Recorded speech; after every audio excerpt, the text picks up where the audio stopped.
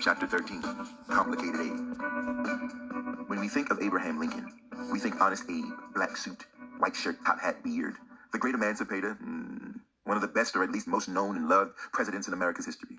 That's what we're taught. But Lincoln wasn't that simple. As I mentioned at the start of this journey, life rarely fits neatly into a box. People are complicated and selfish and contradictory. I mean, if there's anything we've learned from Thomas Jefferson, it's that you can be anti-slavery and not anti-racist. You cannot see black people as people, but know that mistreating and enslaving them are bad for business, bad for your brand, bad for your opportunity. That's more in line of who Lincoln was. Gasp, I know. This would mean we'd have to perhaps rethink the whole Honest Abe thing. It wasn't that great of a nickname anyway. He wasn't even that great of a politician at first. Before he ever won, he lost. Got spanked in a Senate race in 1858 by a man named Stephen Douglas. Douglas was pro-slavery.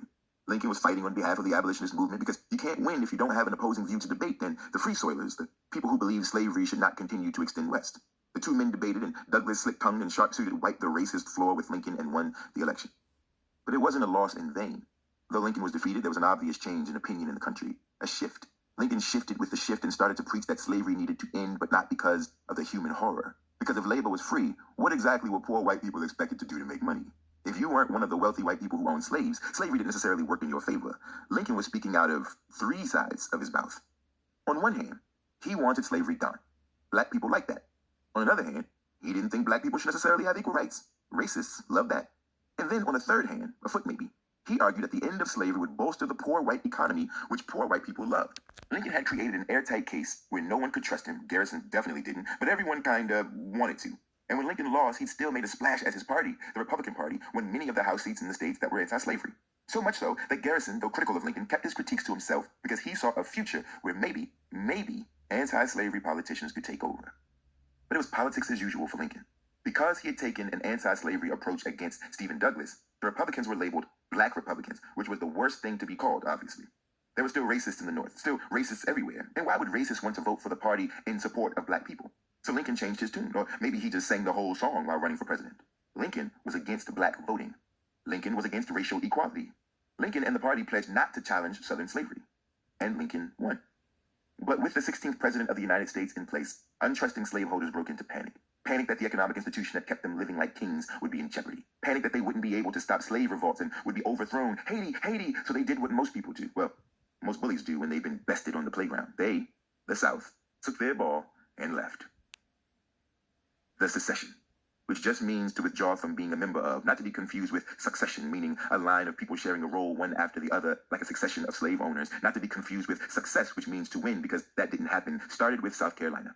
They left the Union, which means they were starting their own territory where they could make up their own rules and live their lives as racist as they wanted. Shortly thereafter, the rest of the South joined in on the disjoining. This was a big deal because to lose an entire region meant the other states lost that region's resources, all that land, those crops, those people, that wealth. But it happened, and the split-offs called themselves the Confederacy. They voted in their own president, Jefferson Davis, who had declared that black people should never and would never be equal to whites. There were now two governments, like rival gangs.